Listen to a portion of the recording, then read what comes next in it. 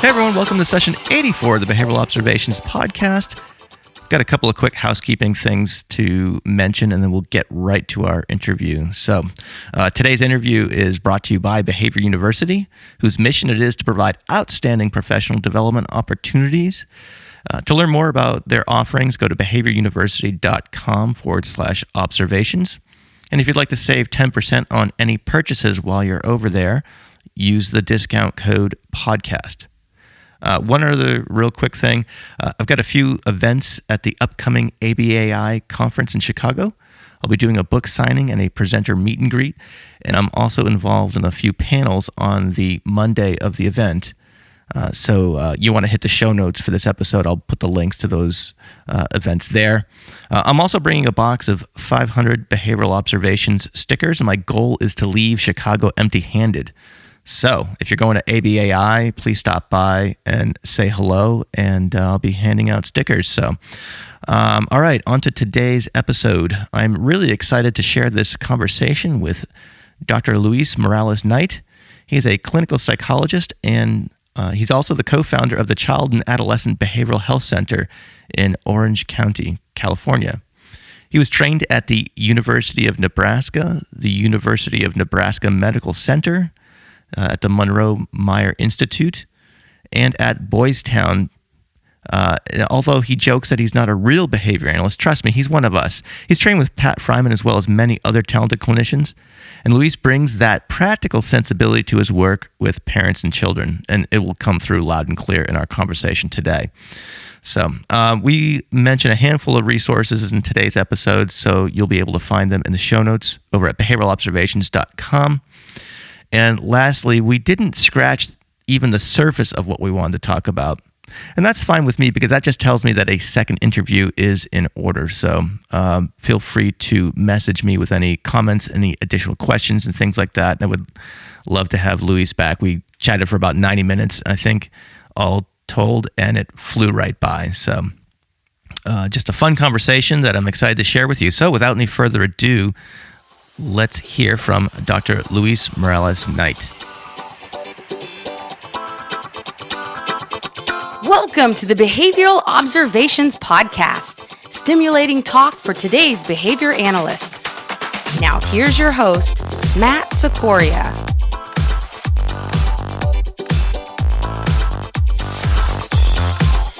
Dr. Luis Morales-Knight, welcome to the Behavioral Observations Podcast. How are you doing today? I'm doing really well, and thank you so much for inviting me. I am thrilled to have you, Luis. Man, we've got a lot to get into here.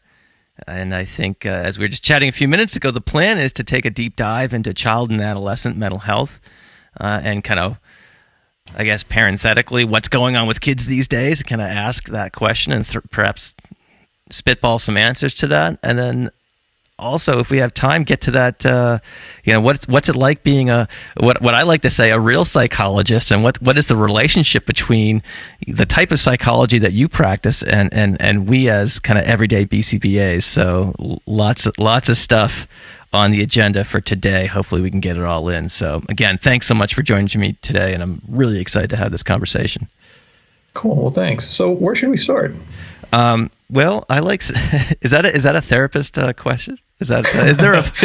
I was thinking about this, and there is a little bit of an occupational hazard here, which is that since you are talking to a working psychotherapist, you're likely to get interviewed back somewhat. We do that, but that's I think that's all to the good.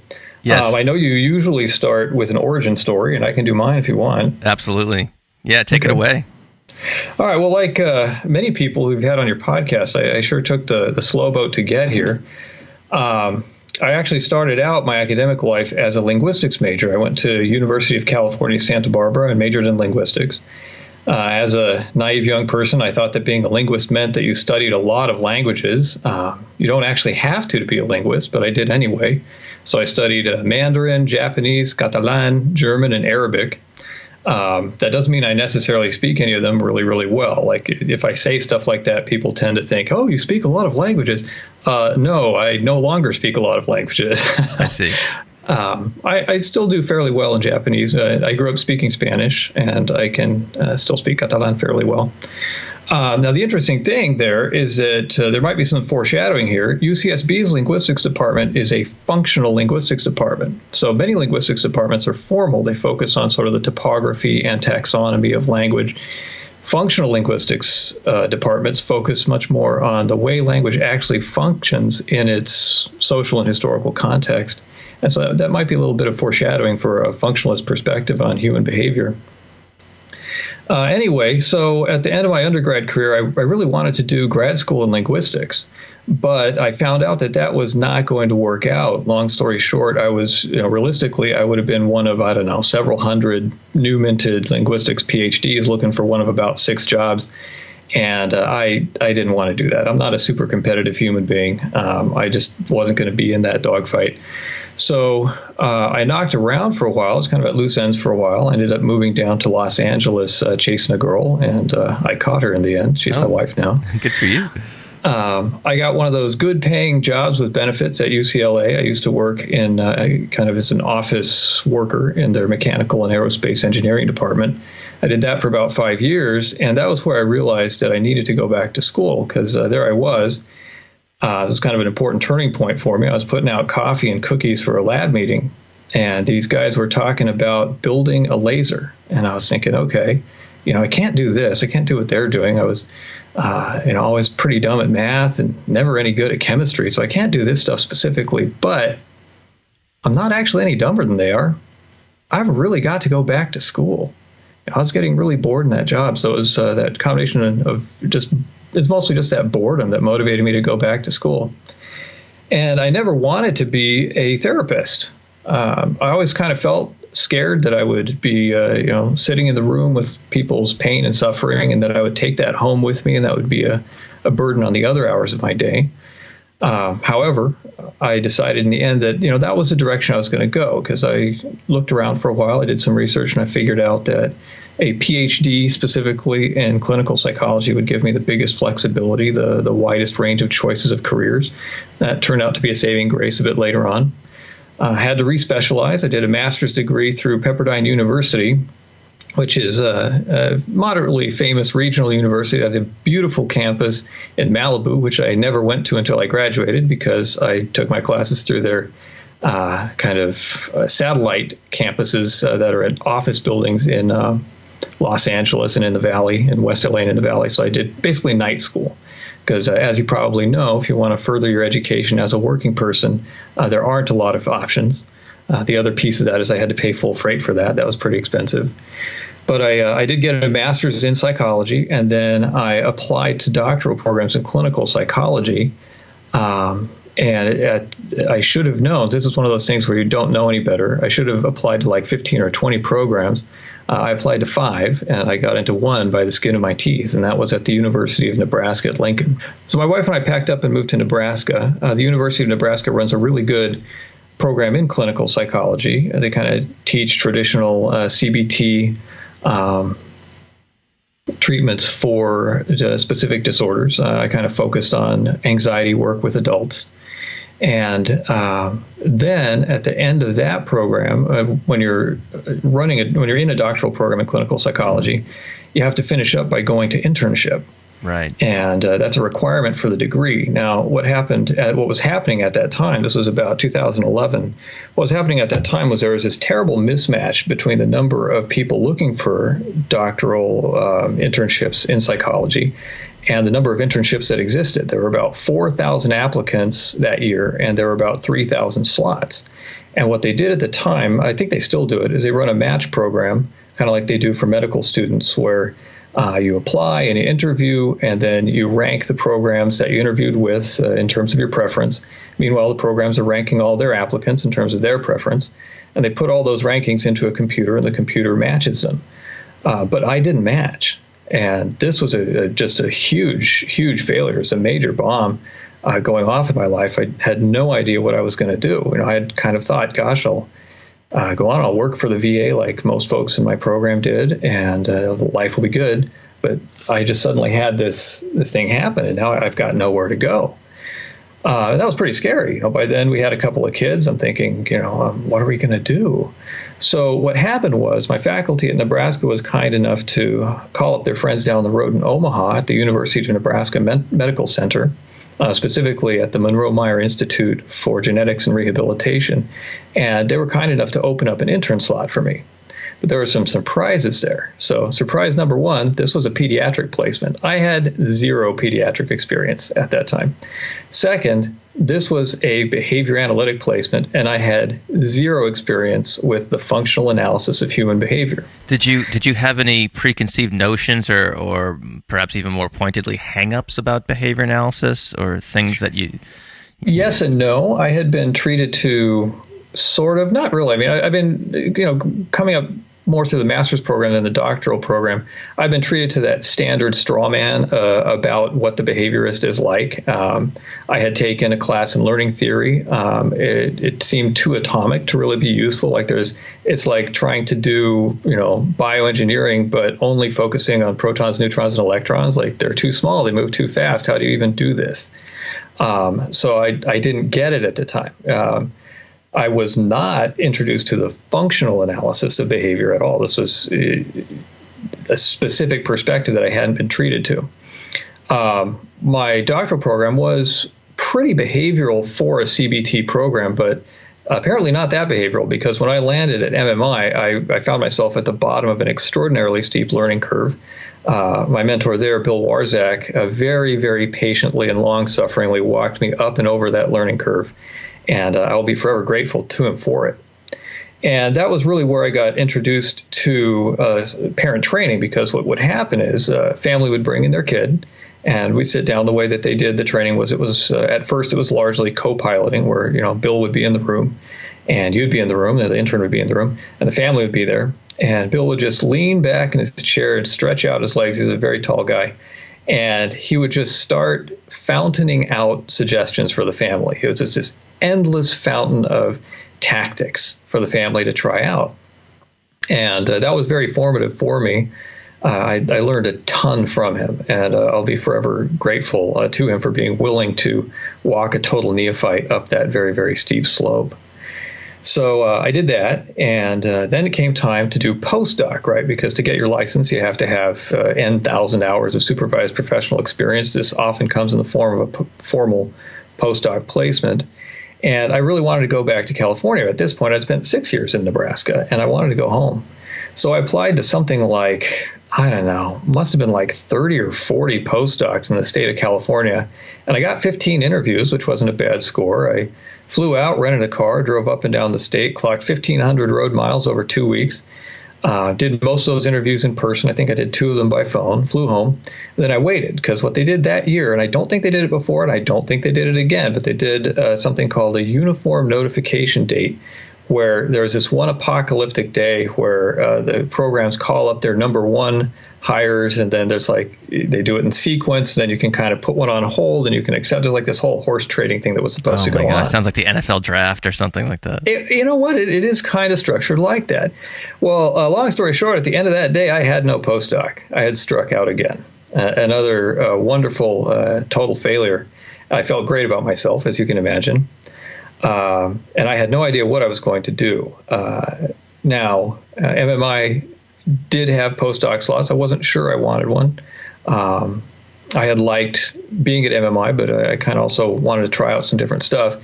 I was a little bewildered, not sure what to do. And then the next day after that, I saw an ad for that Boys Town was flying a postdoc job. They had an open postdoc slot, which was interesting because I knew by then I had been working with some of the Boys Town folks, because they were in the same consortium as the University of Nebraska Medical Center folks.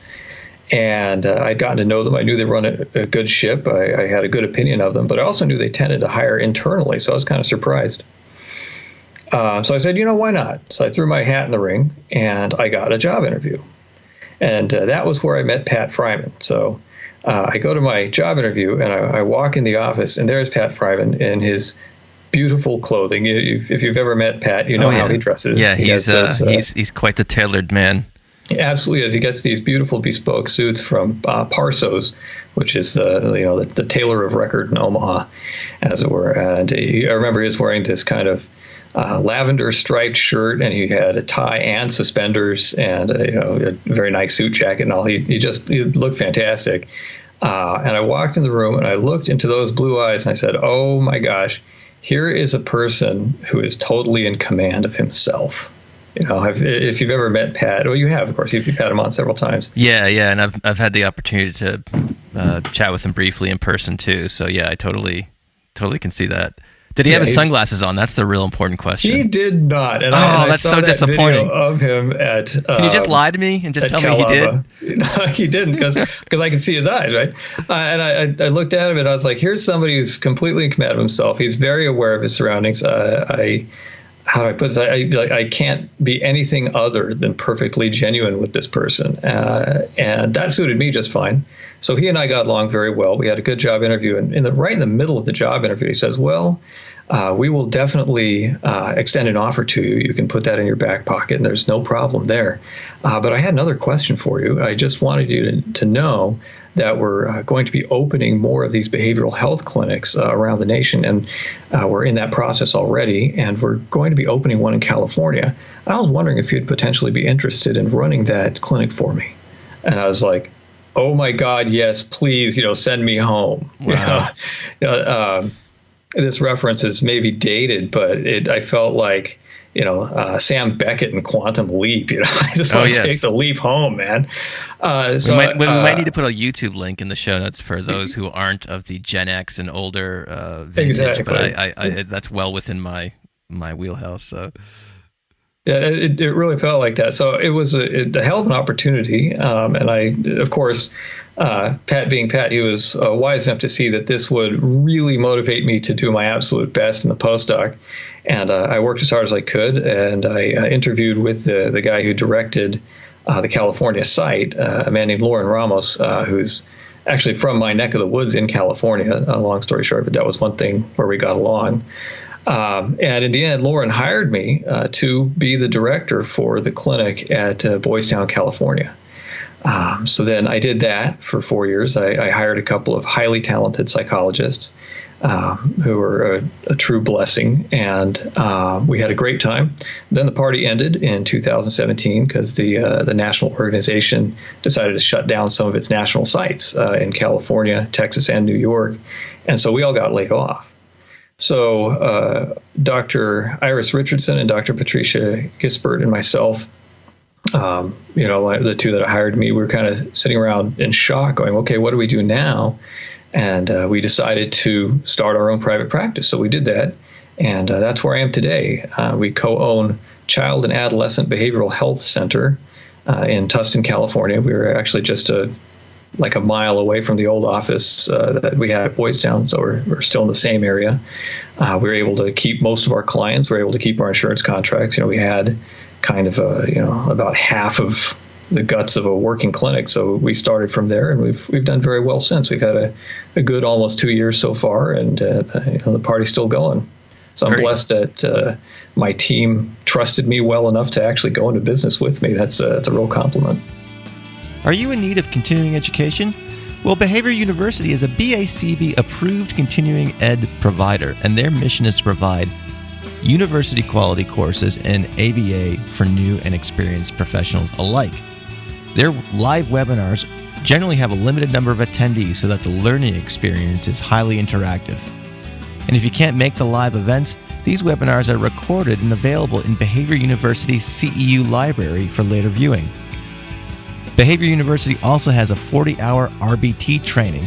This self-paced course uses a combination of visual presentation, audio lectures, and live video models to teach all areas of the RBT task list.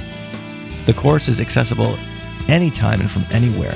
So if you'd like to learn more, head on over to behavioruniversity.com/observations, where you'll find a 10% discount for podcast listeners. Again, that's behavioruniversity.com/observations, and thanks for checking them out. For sure. And one of the things that really struck me is that right on your website, you have this list of bullet points that just resonate so much, that resonated so much with me as a behavior analyst, and I think will probably have a similar impact to those who are listening, is that on the Who We Are page, there's a list of things that say, let's say I'm going to paraphrase them here, but it's like, we don't offer to fix your problems. We teach you the skills that you need to find success. We work with families because we know your children need you more than they will ever need us. I could go on and on and on, but I just, that's the sort of thing like that, like sometimes when I'm on a consultation visit to a school, I kind of have a similar point of view, and someone, and yes, for me, interacting with the child might be helpful in one way or another, but I always tell people the important stuff is what happens when I'm not here, and which is why I need to work with you to support this kiddo. And so again, there seems to be the Venn diagram is overlapping a considerable amount just in terms of the first principles of kind of what you're doing there. And so I think that was something that was noteworthy, and we'll put a link to that page in the notes for today's episode. So I think that backstory is a great segue into kind of the general theme here in terms of, kind of what is going on with, the type of work with, you're doing, the types of things that you're seeing in today's world, supporting families with kids with difficulties. So I guess the first place I'd like to dig into is, what, we've already kind of talked about the setting itself that you're working in. What are there general things that you're seeing today that are different than, say, 5, 6, 10 years ago in kids? Or what are some, perhaps put differently, what are some common themes that you're seeing with presenting problems that people are coming to you with in terms of parents bringing their kids in for assistance in one form or another? Well, I'd say the biggest one is just really challenging behavior generally. I see a lot of children, with different versions of non-compliant behavior, defiant behavior, aggressive behavior. I see a lot of anxiety. I personally feel like anxiety drives a lot of those behaviors in the kids that I see. I tend to see a lot of kids who are very intelligent.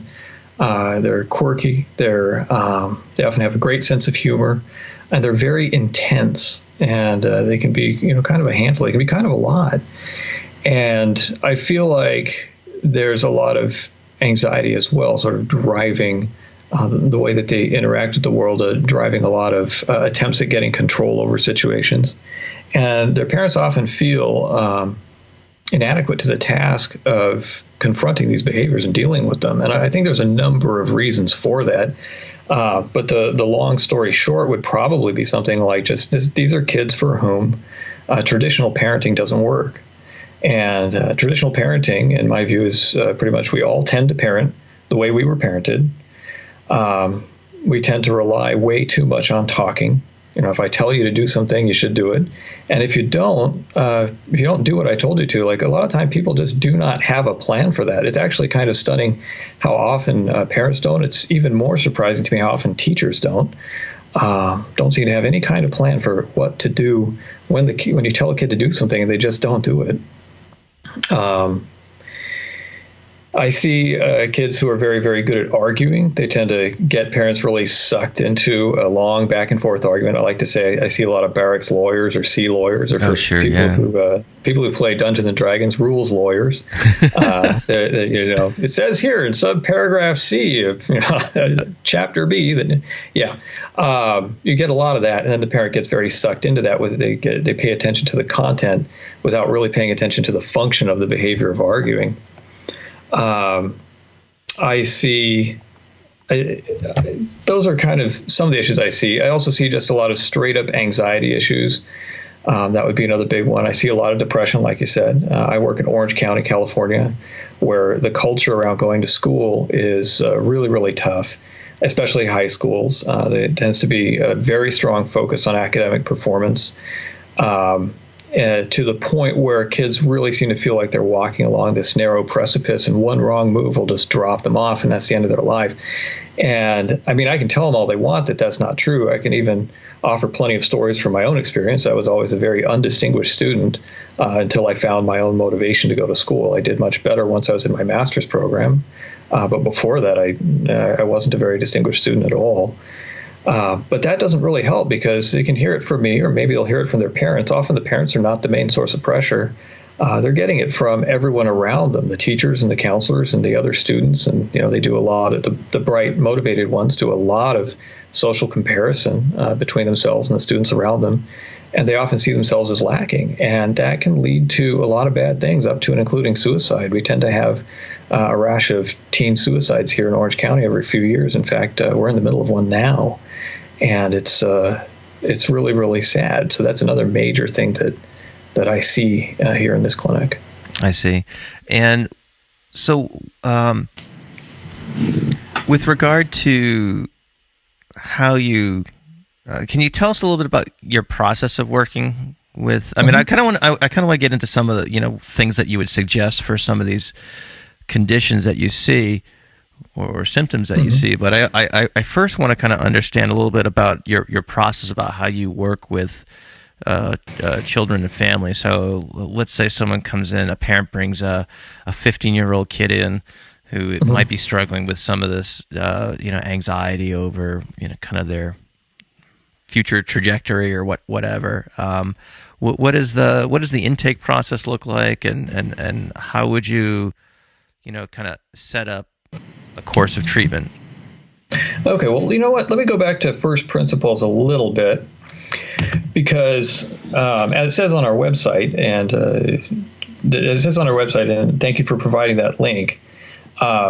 What we do doesn't look like what you might traditionally expect a mental health intervention or psychotherapy to look like, because to me there are some implications of working behavior analytically that really tend to shift the way someone might do this job if they are doing it behavior analytically as opposed to sort of more traditionally.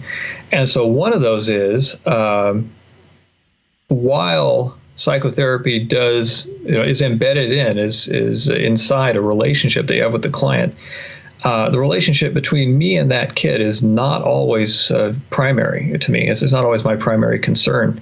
And that's for a couple of reasons. Number one, if we believe, and I do believe hand to heart, that behavior is a function of its circumstances, I don't control any of those circumstances. I have very little influence over the circumstances of this child's life. I have a lot of influence, or a fair amount of influence, over what happens in this small room. This is I think this is a 9 by 10 or 10 by 11 room that I'm sitting in right now.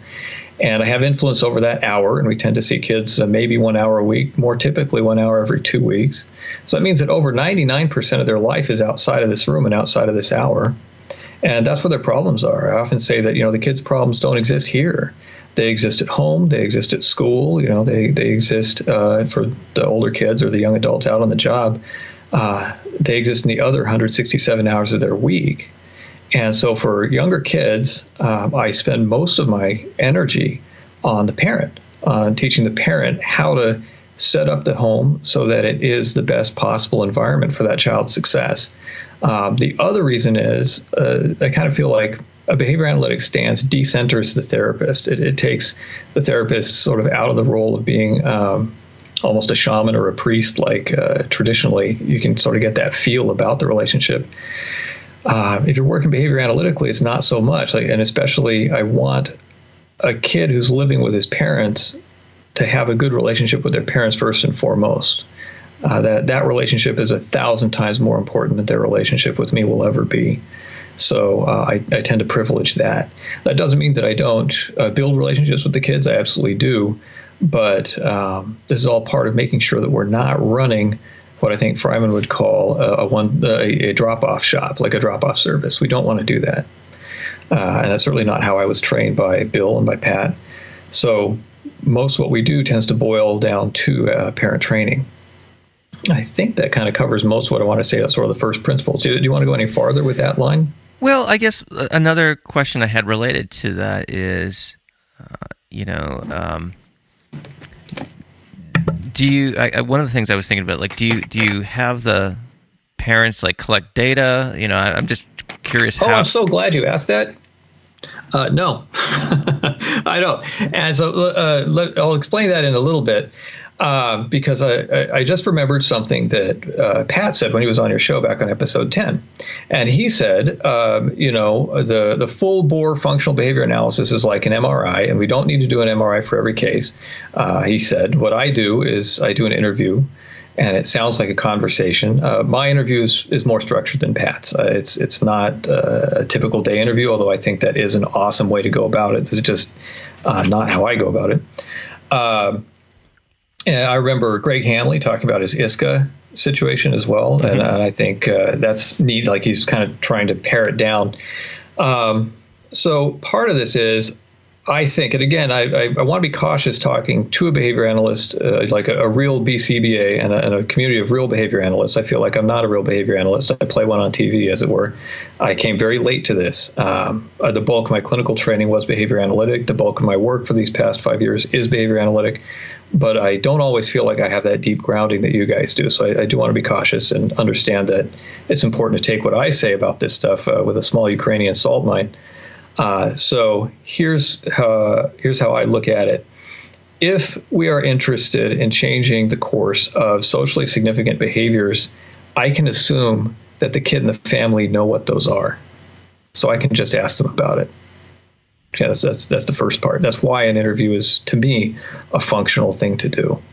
The reason that I don't collect a lot of data is kind of threefold. One, I'm lazy. I admit it. I was actually trained to collect certain kinds of data as a CBT trainee. My faculty, especially Deb Hope, are probably, if they hear this, they're probably going to yell at their iPods hearing me say it.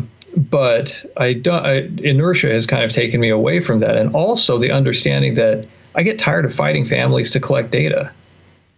And the third reason is, if we're looking for socially significant behavior change, I figure the kids and the families are going to know when that happens. And in my view, they usually do. So there are families who are interested in collecting data, and I absolutely do that. But I do it very rarely. I see. Because there just aren't a lot. There's not a lot of interest. It doesn't seem to add a lot of value for me. And the kids and families seem to do pretty well without that explicit data collection. Because remember, we're not, especially since I'm in the middle of the bell curve here, working with the middle of the bell curve and not the edges. I don't feel like I need to pick up really small signals in the data. I'm okay with picking up larger signals. Now, it is true that people are often not that great at observing what's going on around them. They're often not that great at reporting what's happening. But actually, one of the things that I try to do through the process of working with a family is I try to teach them to make those finer and finer distinctions. This is almost kind of an ACT type thing where I try to make them more sensitive to their context, try to help them notice the difference between the distinction between the rules in their head about how things should go and their contingent experience about how things do go. I try to help them cast a finer net into their own contingent experience so that they can better see what is going on with that kid. So yeah, you come in and the kid said, or the parent says, it's been a rough week, and I'll start asking questions to find out what has actually happened during that week. And in that process, we figure out whether there's meaningful change happening yet or not. I see. But I'm not sure that fully addressed your question. You said, how do you get started? Well, I sit down and I do an interview and I collect information about, what's bothering the family, what's going on with them. And I try to engage them very early on. Try to present myself as someone who's reasonably competent at this sort of thing. I usually try to demonstrate that I can see functional relationships between behavior and its environment. Sometimes I can demonstrate them right in the room when the kid does something interesting. If I can, and this is a great thing I picked up from Greg Hanley on your podcast, if I can find ways to switch the behavior off and switch the behavior on in the moment, I'll do it. Or if I can have the parents interrogate their own experience to see how the behavior switches on and switches off, it starts taking it out of the realm of this terrible, uncontrollable behavior. If I can demonstrate, if I can show that it is actually tightly controlled by its environment. So that piece is kind of fun. What it's got to be pretty cool to see the parents' faces when that light goes off, when you can kind of turn on and shut off the problematic behavior based on your interactions. Yeah, it really is fun to watch that light go on. And I think a lot of how I go about this is as a teacher. I was raised by a kindergarten teacher. I was raised in a family full of teachers for like 3 or 4 generations back. So I naturally tend to think like, if you can't explain this to a 5-year-old, you're not really explaining it. And so what I try to do is, I've got this technical understanding of behavior. I try not to use too much technical language, but I do try to bring people toward my level. I try to bring them along with me. Like, here's how I see things. You can do this too. And so a huge amount of my effort is toward bringing people toward where I am so that they can be more effective at handling these situations. Because, again, we believe these methods are the effective methods. I want to put them in the parents' hands with the maximum possible amount of understanding. And so let's say you have a parent who, brings a child in because they're being particularly disobedient, they're being the jailhouse lawyer, as you say, and so forth. What would be kind of like an average number of sessions that you would see them? Obviously, there's probably a million things that would go into, a million variables that would go into that in terms of adherence to suggestions and things like that. Mm-hmm. But I think I saw somewhere on your site that you guys typically try to shoot for kind of short duration of therapeutic experiences. So what would be a time course that you typically see? Yeah, we do tend to shoot for a shorter course where appropriate. And I think for me personally, that probably for all of us, that comes from our background in CBT and evidence-based practice and sort of this general morality of, are you wasting the client's time and money? And that's not 100% fair, but there is kind of this itch that I get when I hear about people like going to therapy for years and years and years. I'm wondering, like, are you getting behavior change out of that? Are you really? And maybe they are. I don't know. But to me, it kind of feels like it's another implication of working behavior analytically, is that this probably doesn't usually need to be a long-term deal. Now, at Boys Town, the model is very much, you deal with the problem and maybe you come back later with a new problem when the kid's older, or maybe you come back with another kid. And so we are kind of family doctors for mental health or behavioral health. You go see your pediatrician while the kid's having the sniffles or the fever. You don't go every week for 9 years, except in special circumstances. And it's very much like that with us. So I haven't taken data lately on this because our current EHR, our electronic health record that we use, is frankly very rough for getting data out of. We had an EHR at Boys Town that I didn't like, but it was basically a front end kind of hastily stamped onto a very comprehensive SQL database. So you could do arbitrary queries into that database, and it had a lot of data. So I was able to pretty easily find out that back at Boys Town over 4 years, our center of gravity was about 8 sessions, 7 to 8 sessions. It was like 7 point something sessions on average. 80% of our clients, just right around exactly 80%, would be done after 10 sessions, before 11 sessions on average. Wow, that's amazing. That's usually what we get. Now, that's not true for everybody. I've got some clients that I have seen off and on, but I've got a couple that I've seen pretty consistently for several years now, and they happen to be clients who need that. But the majority of my clients are shorter term, and I really do think that the main deal is because we're getting socially significant behavior change fairly quickly. I see. Do you see any children or adolescents with more severe psychiatric challenges or mental health diagnoses? I'm not sure what the right term is, but things like, I know they typically don't diagnose those things in very, very young populations, but I'm thinking of things like bipolar or borderline personality, things along those lines, or things that kind of might be trending in that direction if they're not diagnosed with those things already. Yes, we do. I don't think that's the bulk of our clientele by any means. That's kind of rarer. We are an outpatient house. We're a very small outpatient clinic. We don't have the resources to really give the level of support that folks with more important psychiatric diagnoses will typically need. Like we can't offer 24-hour care. So we have to be careful about that. We have to use or be an adjunct sometimes to more intensive things like intensive outpatient, partial hospitalization. We do get a fair number of people that come out of the hospital, like post-hospitalization will be the people that stay with them after that. I see.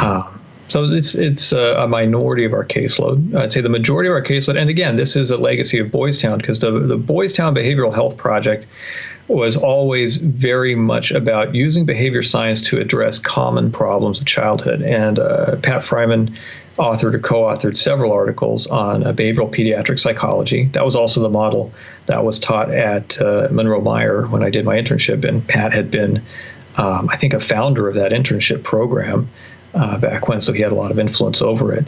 And so that's basically the deal is, there are these common problems of childhood, and they can be dealt with very, very effectively using behavior science. And so that was very much what we did at Boys Town. But certainly in my postdoc, because Boys Town had become in Omaha very much the place where you did that. Less so and more of the kind of traditional mental health stuff once we got out to California, where that wasn't the case, where that culture locally of referring for those things was not the case. And that's continued. So we have probably more of those cases now than I did when I was a postdoc. But I'd say our center of gravity still is, everyday challenges dealt with to help people, just become more effective at navigating their own lives.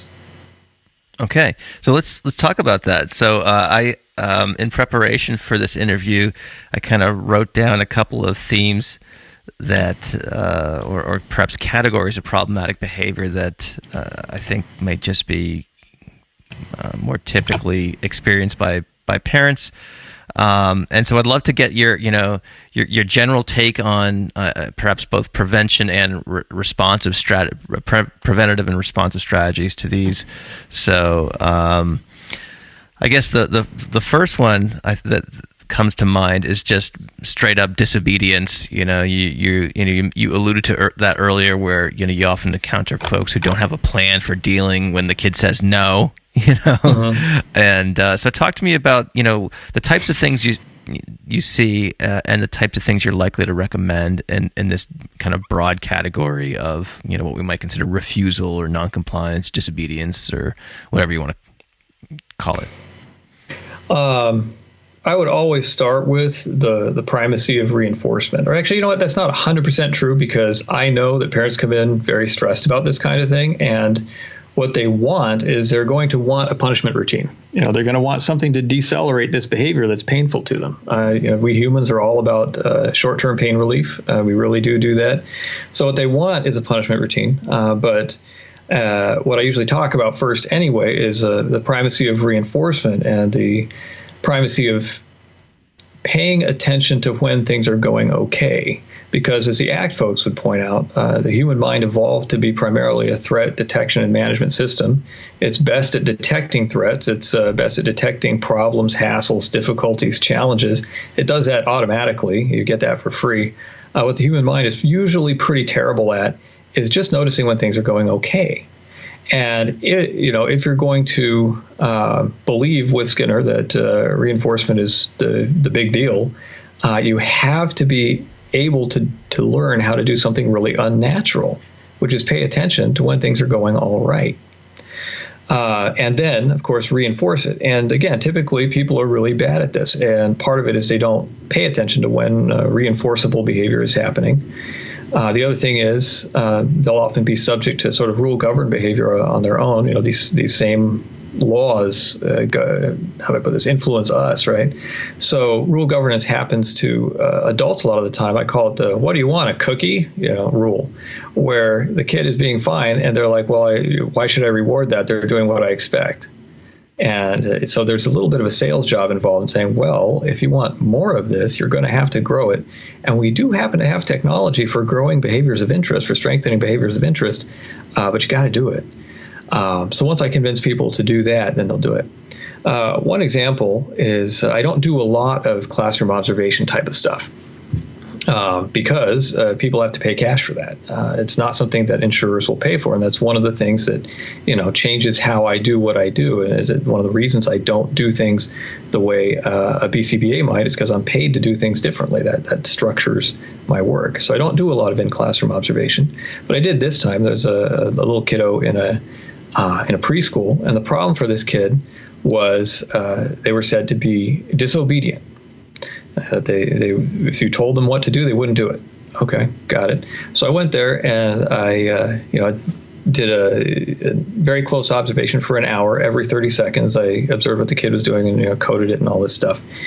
And what I found out was that in that 1 hour, this 3-year-old fielded 32 commands from adults, and this kid obeyed 31 times.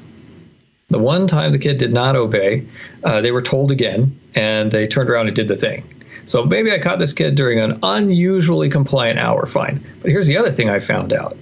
Out of those 31 instances of obedience, of compliance, the kid was, or I should say the adults attempted to reinforce it about a quarter of the time. And I see you nodding. I think this is probably par for the course, right? And other things I've done, like I thought you were going to say 0, actually, but it came out to about exactly 25%, like 8 times or whatever, or 7 times. And I think that's kind of par for the course, right? There's the kid, is even a disobedient kid, even a problem child, as it were, is typically emitting a gigantic pool of reinforceable behavior that gets totally ignored. And so that's primary to that. That has to become more important than the disobedience. Now the second thing is if the kid is disobedient, how are you going to respond to that? And the general thing is, can I pause you there real quick? Oh, please. Yeah. Let's go back to the reinforcement. So what are the different ways you coach parents to provide reinforcement? Okay, well, the simplest one, of course, is praise, attention. Those for folks who've heard of PCIT, the pride skills, making social reinforcement look like a bunch of different things, or giving it a bunch of different flavors. Bill Warzak specifically, and this was more for smaller kids, taught me what he called sprinkling attention on the kid, where you only need to give it in brief bursts of like a few seconds. Like if you took 10 minutes of your day and broke it into like 4-second sprinkles of attention, like you can do it a lot. You can give the kid a lot of learning trails that way. I see. So what frequent generally paying attention works great for younger kids. The delivery thing is more important for older kids. And again, I would refer folks to Fryman's outing with you in episode 10, where he talks beautifully about how you deliver social reinforcement to a teen, and you've got to make that more acceptable to them. Mostly I do that. I tend not to go for things like token economy type of stuff. I don't really go for that because, again, most parents won't implement it very faithfully. I don't want to spend my time fighting with the parent over and over about how to do it right. And I do find parents who are interested in that, and we absolutely do it then. But most of the time, it's not that useful for the family because it's not that ecologically sound. Families are often, frankly, I think, too busy to do like a star chart type of thing. It just becomes another of the endless tasks that parents feel like they have to do, and we'll talk a little bit more about that later. I may or may not identify with that, but we can get to that later. Okay, cool. So another thing that I'll do for classroom type stuff is the daily behavior report card, although getting that to work right is tough because it requires consistent feedback through the day to bridge the time between the behavior of interest and the ultimate reinforcer. So the feedback has to become the conditioned reinforcer, and teaching people to do that is rough because in my personal experience, and I'll say more about this later, having been awarded the children I deserve, is that when I've tried to implement it with my own kid, what you get staff, this was more an after-school care program, but you get staff like hurriedly filling the thing out at the end, which is absolutely wrong. Right. It's like, don't expect it to work then. But that is one that has worked pretty well. But above all, social reinforcement. I mean, I think as Fryman said in one of his lovely alliterative phrases, right? What was it? Attention, admiration, and was it adoration? I forget. I got to go back and listen to that. So I'll have to figure out exactly what that is. But yeah, I'm definitely going to go back to check that one out again. So, all right. So we got the various ways in which you coach people up to provide reinforcement. And then that's the other thing too, is I really work on what I call do, don't talk. I think, I forget who said this. Someone else calls it act, don't yak.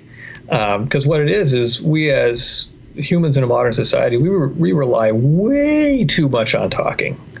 Because I think we have that rule in our heads that if I tell you to do something, you should do it. Well, what happens if you don't do it? Well, I'm going to tell you again. So in my population, the modal consequence for disobedience is mom or dad says it again. Maybe they say it louder, and then these words are important because they're loud. That's right. That's how that works.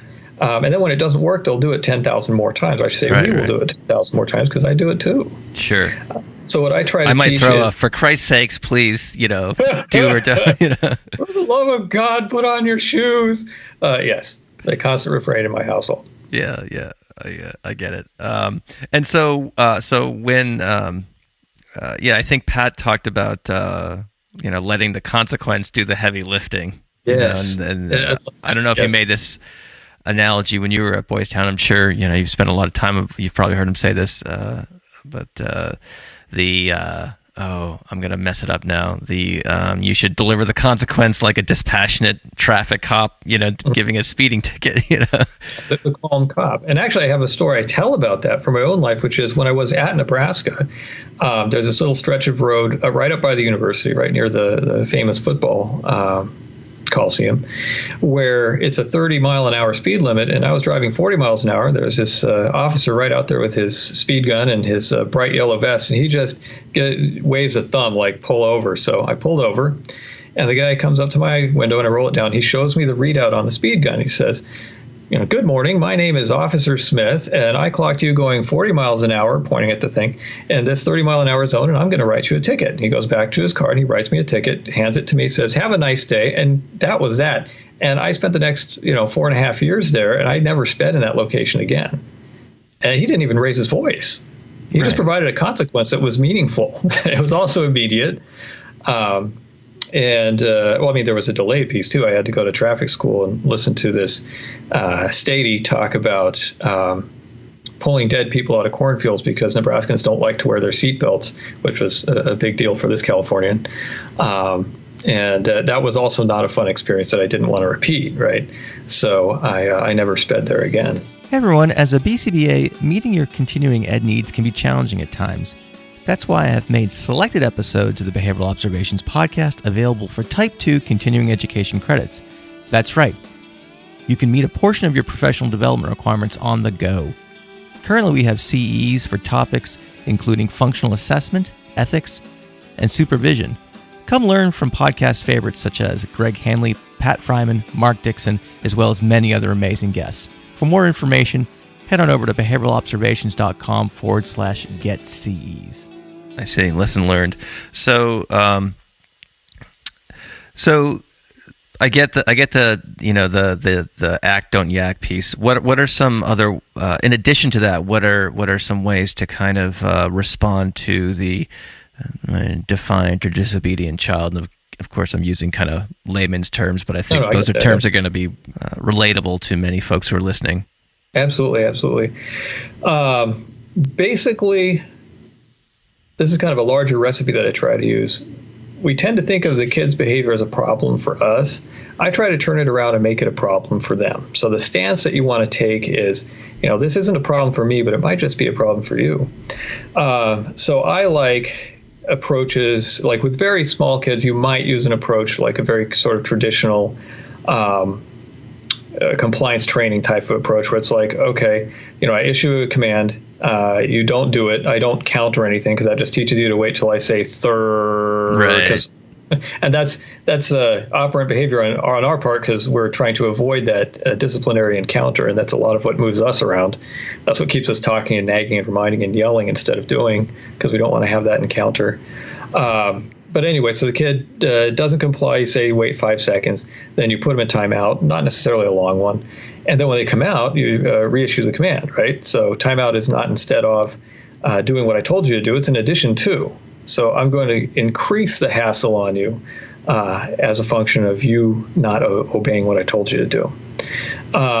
With older kids, I like job card grounding or task-based grounding. Do you know that term, job card grounding? I think we're going to set a record for Pat Fryman references. Okay. I think if we did a transcript of this episode and like did a search on Pat, the name Pat, word cloud. the word cloud, like the Pat would be gigantic in the center. But I've heard him talk about that in terms of basically you assign some really non-preferred task and they are grounded not in terms of a time-based interval, but in terms of the completion of this unsavory task. So do I have the basic contours of it? Yeah, that's exactly what it is. A task-based grounding, traditional grounding like I had and presumably you had when you were a kid is time-based. So you're grounded for the evening, you're grounded for the weekend, you're grounded for the rest of your natural life, whichever one applies. And the way you get out of that is you wait. You just wait it out. And some kids will absolutely do that. And with task-based grounding, it's you're in control of when you're done being grounded. It's when you've completed this task or this set of tasks. And the version that I learned at Boys Town, or actually I probably learned it from Bill first, is job card grounding, where there's a card with the task written down on it. And then you hand that out to the kid and they do it. And it doesn't really matter if it's something they've done recently. They can always scrub a toilet again. The main point is that fun vanishes until it's done, and then fun starts up again as soon as you've got it done. Like our books are clear, we're good. Or actually, in response to disobedience, you'd want to come back around to the command. Like, okay, you scrub that toilet. Now let's go back to that thing I told you to do. One big thing, actually, that's kind of a subset of the disobedience thing is a lot of kids, especially as they get into the tweens and teens, as they get really good at derailing. Okay, not just disobedience, but actively derailing the conversation. So, the made-up one that I like to use, the example that I like to use is, you tell your teenage son to mow the lawn. Hey, Junior, it's time to mow the lawn. He goes, screw you, Dad. And then we have like a 20-minute conversation about civility and language and manners and respect. Yeah. And that's 20 minutes during which Junior ain't mowing the lawn. So like the first target there is stay on target, like they said in Star Wars, right? Stay on target. So you want to do that. Doesn't matter what they're shooting at you, stay on target. So learning how not to get derailed and continue to stay with the thing that you originally told the kid to do is a good skill right there. It can increase compliance right there because that easy, cheap escape just stops being available. And do you see in your kind of clinical experience, the feedback you're getting from parents is that they stop the screw you, Dad, once it's not useful to them? Yeah. Yeah, it takes a while. Some kids, it doesn't really extinguish all that well because other things are maintaining it. But where the utility of that kind of defiant responding is in escape or delay of task demands, or is in changing unwanted decisions that adults make, where that is the utility of it, where that is the function of it, and where that is made useless, then it's going to extinguish. I want to go back to timeout for a second because I'm curious in terms of what you're recommending parents in terms of how they implement a timeout procedure. We most listeners to this will probably have their own experience of using timeout in their professional lives, or at least have some background in it. But I kind of see your perspective as that of kind of being in the trenches of working with these families and seeing lots and lots and lots of examples of these sorts of things. So I'm curious, what are Luis's rules for timeout, if you will? Okay. I always want to start from first principles. So why are we doing timeout as a culture or doing things like timeout? It's because we stopped hitting our kids. And I think that's good, by the way. I am absolutely in favor of not hitting your kids. But there's an important set of things going on there that's worth talking about first, which is when you hit somebody, you get aversion for free because anybody with a normally functioning nervous system is going to get a pain signal out of being hit. And pain is an evolved response to keep us animals out of danger, right? Stay away from this.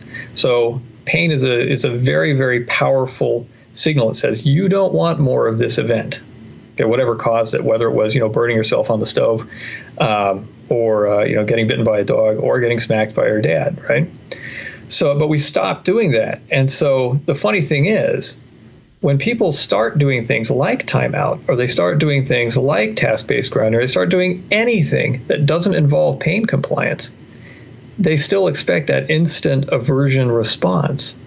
So the first thing is you have to train the kid to accept our would-be punisher before it will function as a punisher. It will not decelerate the behavior of interest until the kid's complying with it. So you kind of get this little nested compliance problem right at first, right? You got a kid who won't comply with, pick up the toy and put it on the shelf, and they're not going to comply with timeout either. So there's a couple of pieces there. You first got to train them that timeout is their best option, and that it's the soft option. And so there's a couple of versions that I've done in the past. One is a room backup where, okay, fine, you don't want to go to timeout, you go to your room. And here's the thing, usually this will piss the kid off. And so that's fine. That's okay for our purposes for the time being. And so you can do something like, depending on the kid, if you really think this is going to go on a long time, you can just say you're going to be in here for an amount of time, and a short amount of time is fine. Or you can say you can come out when you've been quiet for 1 minute. But when they come out, then they go to timeout. Okay, this has got to be a nested response. Plan B is not instead of Plan A. It's in addition to. Ooh, I like that. Okay, always in addition to. You're always running a loop logically. And then after the timeout, if it was a command that started the whole thing, because it could be, pick up the toy and put it on the shelf. You need to follow directions, go to timeout. Okay, you won't go to timeout, let's put you in your room. And you might have to hold the door shut. I don't know. But anyway, for whatever reason, either the time that you've set, because the kid's just going to fuss for hours and you don't want to nuke your afternoon, either you let them out after a little while or when you're in charge of that, or if you judge that you can get it done, the kid calms down and is quiet for a minute, the kind of 1 quiet minute technique. And then they come out, okay, back to timeout. And then tick, tick, tick, tick, tick, ding, you may come out of timeout, pick up the toy and put it on the shelf.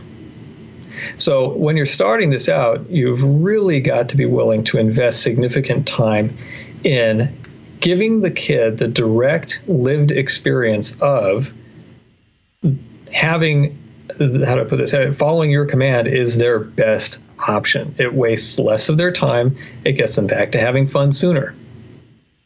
That makes sense? Yeah, that's perfect. I've done similar things, the stepping up and stepping down in school settings, and it can be a powerful routine. It can be, because often enough when you shut a kid in their room, and especially a lot of kids I work with, they'll just read a book. That's what I did. So right. you want to set it up so that hopefully they want to get out of the room, which they often do when when they're getting in a fight with you, they're getting in a power struggle with you. You can use a little bit of that energy. You put them in their room, and then they're not thinking about sitting on their bed and reading a book or playing with their Legos or whatever. They're thinking about defying you, and so you make it clear that you're in charge of when they get out, one way or another. And then once they get out, well, they still got to do the first thing. So we haven't given the room a chance to really be an escape from all that. What do you I have to imagine you encounter parents who are very reluctant to do this. Yes. And we could probably speculate for hours as to why, and I think just thinking on my own kind of social circle of friends and acquaintances who, are from all walks of life, there are those of us who are, there's this continuum of I guess permissiveness or what have you, and setting limits and things like that has never really been an issue, in my household. But I have, again, friends and acquaintances who are on the other end of that continuum who think it's like torturing a child to say no to them, and so I'm willing to bet that you encounter these parents. And if so, how do you bring them around to implementing an intervention like you just described? Well, I absolutely do encounter that a lot. And basically, there's an equation of child distress with damaging your child in the parent's mind. And so they're extremely reluctant to to do anything that causes the child distress because, right, and this part is right, of course, they are rightly feeling a lot of aversion toward the idea that they're harming their own kid.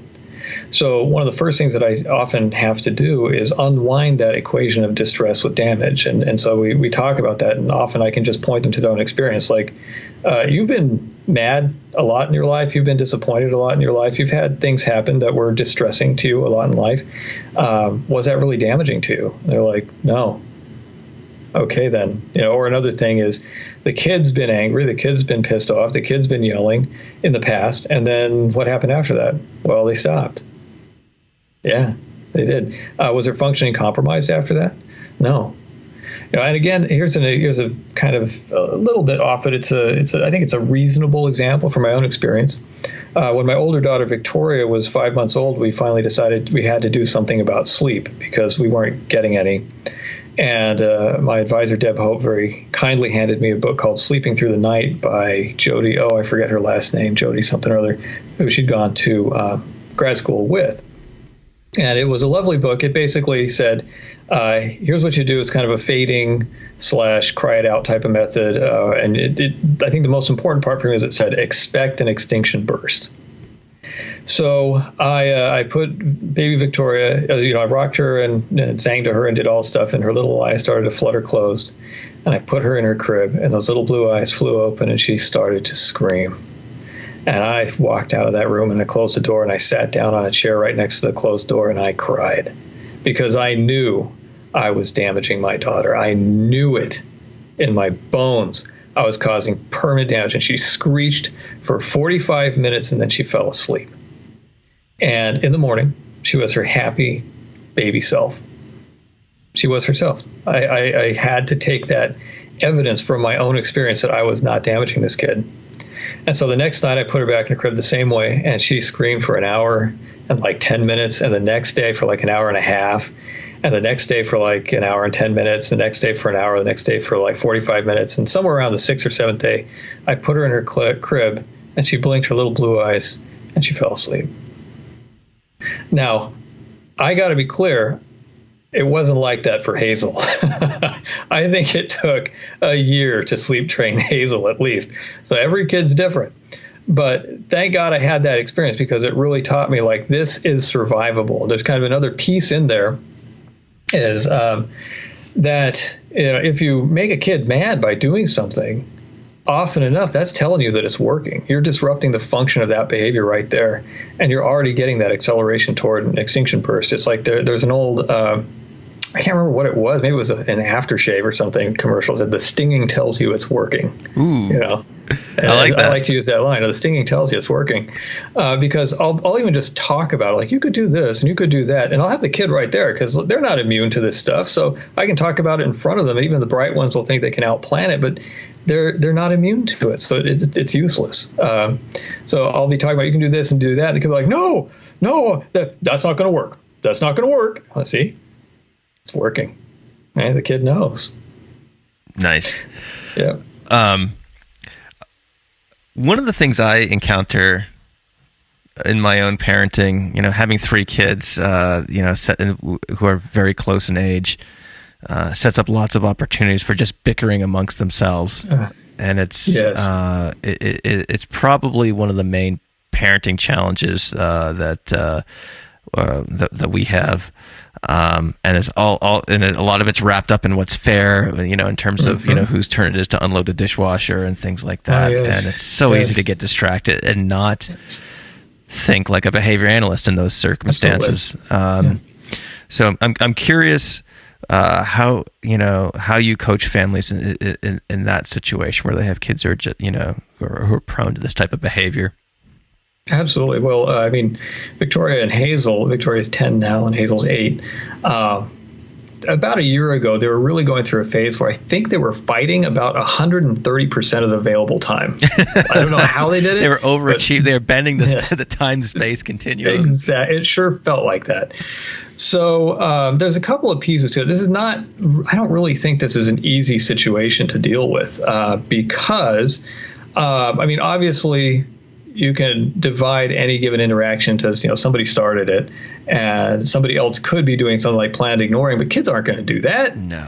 Adults are terrible at it, and we supposedly have our frontal cortices grown in. Oh, right? I know. And I joked about this with Pat, but, I've tried to coach my oldest, and said, you're like giving him candy right now. Because my youngest, Thomas, has her number. He can get her so wound up just by being just so silly. And she's more on the rigid side of things. Like, you're not supposed to be doing that. Yep. And then he just starts, then he just eats it up. And my wife and I have explained to her, it's like, it's like you're giving him M&Ms. Like, if you gave someone M&Ms, they would do that thing that got them the M&M, and I'm just kind of going through this, and like... Right. And you're trying to explain it to her, but it ain't working. And I see that a lot. And often it is exactly that dynamic. The younger kid trains the older kid to just blow up. And this was certainly true of me. My younger brother, Carlos, was a master at getting me to blow up. And he could do it with fairly subtle behaviors that my mom wouldn't even notice. Oh. So it would just suddenly look like I snapped and started screaming at him in the middle of dinner. And so I looked like a crazy person. And so as a function of that, I'm really careful with siblings. Like, I'll be like, I want to make sure that you're paying attention to what the younger one's doing. And sometimes if they bring the siblings, I'll see it. And I will also observe that the parents don't. And so I will try to, increase their ability to observe that dynamic happening. Like, the kid doesn't suddenly snap and smack his brother out of nowhere. Sometimes they do, just usually they don't. Or out of nowhere, obvious, that is. But often enough, the younger sibling is needling the older sibling just to make the puppets dance or to watch the show or just for whatever outcome. So one thing that I do try to do is have them pay attention to that and really stamp it out where it's occurring. Another thing that I do is, again, very much along the lines of making it a problem for the kids, not for the parents. One fairly classic thing that I do is, like, this will happen a lot in the car, right? Because kids are trapped in close proximity to each other. They're often kind of bored. And so the nearest source of available stimulation is each other. So they do that. So one thing that I'll suggest when this is a real issue is I'll say to the parent, you know what, I want you to open up the trunk of your car, and I want you to put a folding chair and a good novel in the trunk of that car. And when you're driving along the street and this stuff happens, I just want you to pull over anywhere that's safe to pull over. Take out the chair, take out the book, sit and read until they're done. Make it a problem for them, not a problem for you. And what this is actually getting at is a couple of other things. Like, we adults, we parents get very rule bound around schedules. Like, I have to get to school on time. We have to get to baseball on time. We have to get to this, that, and the other on time, because we live in a culture that really sells us the idea that clocks are more important than humans. And so part of this is about unwinding that, and part of this is about unwinding the ability of children to grind parents up against the schedule, because this is where, like, the pain of the morning routine or the pain of the evening routine comes in. It's about the schedule. If we didn't have, in quotes, have to be at school at 8 a.m. sharp, the morning routine wouldn't be so painful. Right. So these are some of the contingencies that are acting much more on parents than on children. One thing that I really try to do is unwind that to some extent and point out that, like, the schedule isn't as important as your children. Your children are the most important thing in the world to you. I'll often say something like, hey, I'm in here with you. This is client time. Client time is absolutely sacred to a psychotherapist. But if that phone rings and somebody on the other line says, there's been an accident, it's Victoria, I'm out the door so fast, you'll feel the breeze before you hear the slam. Okay, because some things are more important than others. And I really try to bring it home to them that, like, this is more important than that. Nice. Part of the problem is we're not weighting those importances enough or appropriately to allow us to even address them in the first place. So would the bickering piece be kind of like more of a consequence-driven type of intervention, meaning that that I would imagine it would have to be really super observant to notice and reinforce, I guess, appropriate interactions between the arguing pairs. You can see things. Like, I'll start doing it in the session, because one of my huge benefits of doing it this way is kids are often sensitive to the context of being in a doctor's office. They're often or sensitive to the context of having a stranger in the room. And so they'll often act a lot better in the room than they do at home. and that's fine. And I'll tell the kid to do something. I'll tell this disobedient child to do something, and they'll do it right away. They'll say, look, I'm not magical. I'm just not you. Part of this is the kid knows exactly how far he can push you. He doesn't know how far he can push me. He doesn't know how I'm going to respond. So he's playing the percentages like any sane person would, but understand that he's capable of it. And part of this is the kid knows how far they can push you. That speaks to a listener question that we have at a later point in time, but I'll just, since you brought it up, we'll just kind of address it now. And I see this too, again, not to overly brag on my kids, but I will here for just a second. They do well in school. They get very good grades. Teachers really like them. We get compliment. I took my daughter at a doctor's appointment the other day, and I had to take all three of them with me. And I sent the boys out to the car to go get something or whatever. And a woman randomly came up to me and said, "Are those your boys in the parking lot?" And like, they're very well behaved, and they, were very careful, and blah blah blah. And I'm like, "Oh my gosh, thank you so much." Of course, I shared that with them, and so they do that stuff, and then they can come home. And next thing you know, they're arguing and doing those things that I just was describing a few minutes ago. So because they're safe to do. Now I suppose there's a little you can do in terms of antecedent interventions, antecedent control type of stuff, like limiting the amount of time they spend with each other. But I don't really endorse that kind of thing. I don't think that when we've got a family relationship problem that the solution is going to be less relating. It's going to be more. One thing that when siblings are fighting, often enough a good thing to do, and I think this is very traditional for behaviorists of all stripes, is both of them should get it in the neck. Because here's the deal. The rule should usually be something like, if you're having a problem between yourselves, either you solve it between yourselves or you come ask for help. And if you're fighting, then you have done neither. So you both get it in the neck. Tempered with an understanding of your specific kids, of course, because if it's one of them that usually starts it, and they've earned that reputation from you, that can be something that you point out to them, like, "Why are you blaming me?" Because you've earned a reputation with me, like you bought and paid for the situation. If you want something different, feel free to teach me something different about you.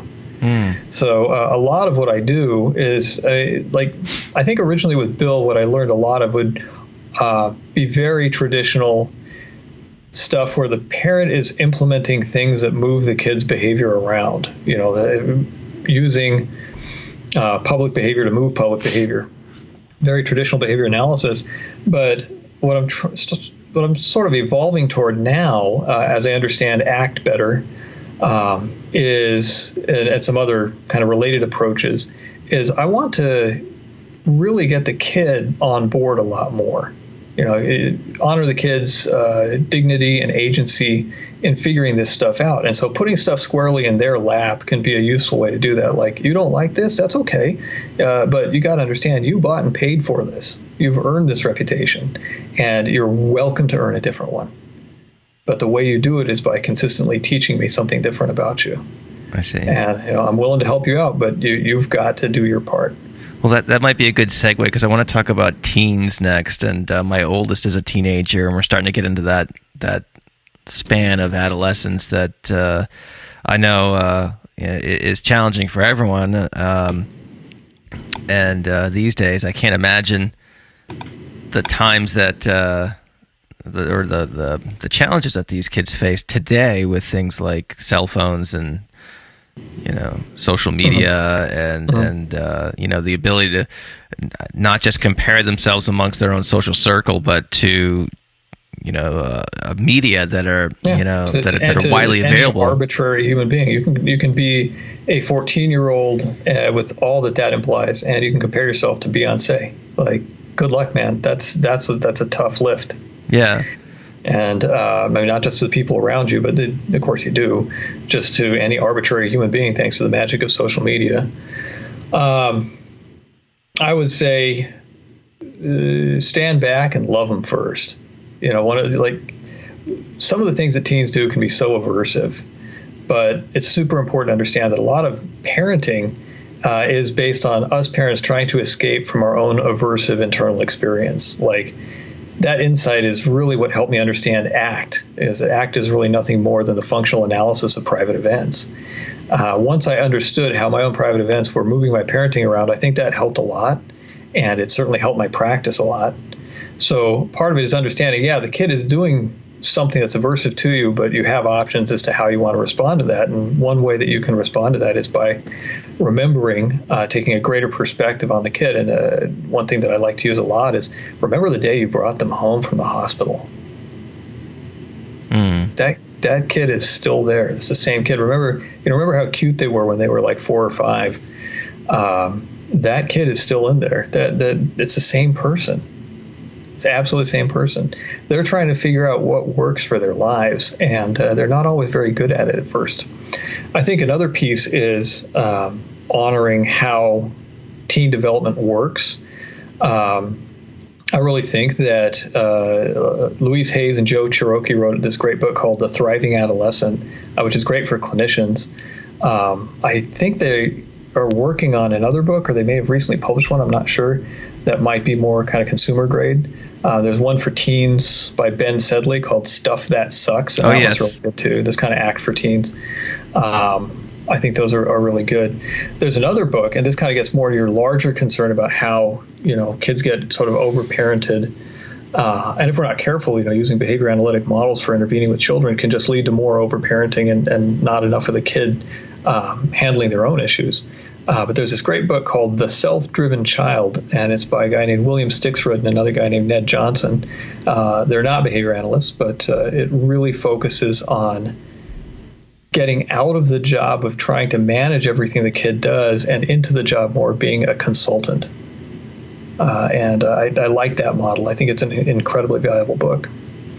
I would also say, as Kelly Wilson would say, is this person a math problem or is this person a sunset? Learning how to just appreciate everything that these kids are going through and all the stuff that they are surfing day to day, because it's incredible. They're under a lot of pressures that we were never under. And they're much more observed, too. They're far more observed than we do. So, of course, the observers see more problems, right? Classic alpha inflation happens. You measure more, you get more. And that's what we're doing because they are so much more observed and monitored and managed than we were when we were kids. Go ahead. Speaking of when we were kids, do you have any insight or speculation in terms of the changes in parenting, or maybe there isn't any, but you did, you mentioned, I remember my friends and I would be gone for hours and hours and hours. We had so much unsupervised time that in this day and age, social services would have been called on my parents, but we would get on our bikes and exactly. Just be gone, gone for hours and hours and hours, and we would, not always be doing the safest things either, mind you. So, I'm not saying that this was all good. No, I agree. We did a lot of stupid stuff as well that was, at times dangerous and dumb. But I don't know. I guess I'm just curious in terms of what you're seeing, because I'm willing to bet that you're probably seeing parents who are now younger than you. Some of them, and I'm seeing that in my own work. Where the kids that I'm seeing are like, oh, my kids are older now, than these kids. That's starting to happen for me. So I don't know. What do you have a general sense in terms of what might be going on in the kind of evolution of our parenting culture? And you can say I have no idea either. So it's a difficult question. I think I do. Some of it is outside my lane, but I'm going to say it anyway. I'll tell you the day that I really noticed this was one day when I was in Lincoln, when I was still in grad school, and I saw this, must have been like a 12-year-old girl. I think she was riding a bike, and she was all alone. I thought, who let that girl be by herself? And I thought, what the hell am I thinking? Because when I was like 8, I was out and about on my own all day. And I grew up in this small town. A big chunk of it used to be oil fields. It didn't get developed until later. I was running around in this undeveloped ex-oil field with my friends for like half the day. Sure. The only thing I had was I had my mom's watch, because I didn't have a watch of my own. So my mom would give me her watch, and it was like, come back at this time. And that was it. There were no cell phones. There wasn't even pagers. There was nothing. And there was no sunblock. You didn't have a bottle of water with you. Don't even get me started on the personal bottle of water thing. Leaving that aside, because I could talk about that alone for an hour. So here's what I think. So I think the primary thing is we've had this huge shift as a society. We're not an agrarian society anymore. We're not even an industrial society anymore. Kids don't work anymore. This is not a bad thing, but what it means is now every time you have a kid, this is a massive net cost to the family. I mean, I'll tell you bluntly, that's why we stopped at 2. We can't afford a third. And this is something that happens in all industrial countries is we stop having the kids work. We start educating them instead. Birth rates drop fast. We've also pretty much conquered childhood diseases, despite the fact that anti-vax sentiments still exist. Child mortality is way down. So every child now is a lot more precious than they used to be, for the most part. I mean, on average, obviously, we all see kids who are not treated as precious. But I think the general culture of parenting is much more around the child as a focus of attention, as the center of the universe. The culture has really shifted to where kids, more to the point, you feel like you're being a bad parent. You're told you're being a bad parent in ways, subtle and unsubtle, if your kids are not constantly monitored and managed, if their day is not constantly structured. So what this does, though, is it reduces kids' ability to manage themselves. It reduces kids' ability to learn contingently how to solve their own problems. There's nothing but rule statements all day long. About what to do, how to do it, when to do it, where to do it. Everything is structured for them, and typically, broadly defined verbal rules, and that's not useful for them. It robs them of contingent responding, or the evolution of their own contingent responding to be effective at their own lives. So I think that's a real thing that we're doing. Yeah, and to the extent to which whatever these activities are reinforcing, whether it's sports or other sorts of things, if it would seem like they would not develop the skill of entertaining themselves as well, and that might just kind of be another way of saying problem solving, like you were just referencing. Yeah, well, that's true. Entertaining yourself is a problem. Learning how to be good company for yourself. Actually, my grandmother used to say that the function of education is so you learn how to be good company for yourself. Ooh, that's deep. I like that. Yeah, Grandma was awesome. We don't have to be alone. I think, again, here we go with another Pat Fryman reference. He likes to say, and I don't remember if he said it on your show or not, the whole smartphone phenomenon is incredible. He says smartphones take away the in-betweens. We don't have any moments just being with ourselves if we have one of those things around. I'm a huge nerd, science fiction fan. If you had written like a movie script a decade ago or 15 years ago that had an alien race coming to the planet Earth and doing something that shifted human behavior as much as smartphones have shifted human behavior, that script would have been laughed out of Hollywood. Yeah. These things have shifted our behavior hugely. It is, that smartphone it's not a personal computer. It's not a communication device. It's an advertisement delivery device. And it's built from the ground up to be an advertisement delivery device by a multi-billion-dollar industry staffed to the gills with extremely smart people, including behaviorists. And so what it is it's a device for capturing, chopping up, and selling slices of your attention. That's what it's for. It doesn't really do anything else. Everything else is completely epiphenomenal to the job of putting advertisements in front of your eyeballs. And it does that very, very well. And these are genuinely addictive. Now, I own a smartphone. I use a smartphone. I probably got my own addiction issues with a smartphone. I'm not letting myself out of this. I'm not putting myself on a pedestal. Yeah, I'm in the same boat. Yeah. And it's also it's also a major avenue for kids to manage and maintain their social lives. Like, that's real. My gut with the whole cell phone thing is like, if the cell phone's a problem, take the stupid thing away. That's my gut. But that gut grew up without a smartphone. Okay. My gut grew up not having to manage my entire social life through those things. So that's a consideration that deserves to be taken into account as well. Although I will tell you, in practical terms, I still err on the side of Let's not let that outcompete everything else, because I mean that's addiction, right? There's one behavior that tends to outcompete all other behaviors. You don't need smartphone use doing that, even if it is a major focus of your social activity. Yeah, one of the things we try to do, my oldest has an actual cell phone. My middle guy has my original iPhone 4S with a smash screen, and it only functions on Wi-Fi, so he can message his friends.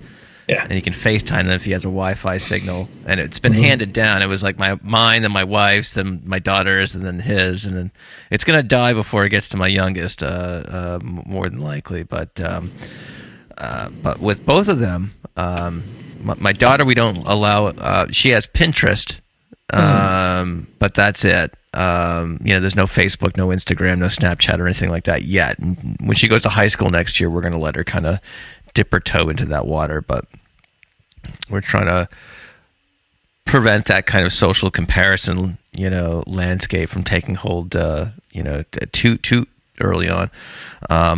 Another thing we do too, and this has been interesting, is these are all my wife's ideas. I'm not going to take any credit for it. She's really good about kind of researching what she thinks are best practices, and so far so good. But we have them plug them in downstairs at night. They don't go to bed with the phones, and just chatting amongst our friends, most of them are like, yeah, well, that makes sense. But at the same time, we plug those phones in. They're in our living room, so my wife and I'll be watching TV, and we'll hear those things getting pinged left, right, and center. 10:30, 11, 11:30 at night. Who the heck? So there's a 12-year-old, there's a 14-year-old up somewhere. No. Not even that old. Not even that old, because our daughters, again, are 10 and 8, and they're same age friends. We'll try to message them because they'll communicate through an iPad that we have, or through mom's phone typically. And they'll be attempting to message my kids at 11 at night or 10:30 at night, and we're just like, what on earth is going on? So no, you're dead on about that. So Luis, we just both kind of realized we're running out of time here, and I know you've got clients that you're going to be seeing very shortly. So let's wrap up with advice for a newly minted BCBA, and then we can pick up this conversation. We left so many things on the table here, so I definitely want to get back to a round two at some point, because we didn't even touch on most of the listener questions, and I'm sure there's going to be a ton of feedback from this episode. What we've been chatting about here has been very informative from my perspective. So, before I let you go, I just want to say thanks. But again, let's close with your advice for a newly minted BCBA. Okay, so actually, because I'm not a BCBA, I consulted for this with two of my colleagues who are more behavior analytically trained than I am. In fact, one of them is a BCBAD. So this is from Drs. Jason Gallant and Dr. Chris McGinnis. They were directors of Boys Town clinics, just like me. Dr. McGinnis now runs his private practice in Florida. It's called McGinnis Behavioral. And Dr. Gallant still runs the Boys Town Central Florida clinic, and they're both wonderful people. So Dr. Gallant says he would recommend people remember that they have a unique skill set to manage and impact behavioral change across the bell curve of functioning. Okay, so not just the tails, but the middle of the bell curve, which is very much the Boys Town way, very much the lesson that I've tried to bear out in my own work. And Dr. McGinnis points out that excellence requires constant and continuous study and practice. Getting your degree and certification means you were just born and now must begin learning to walk and speak. He also says you need friends and fun, never lose your sense of humor. I would agree with all that.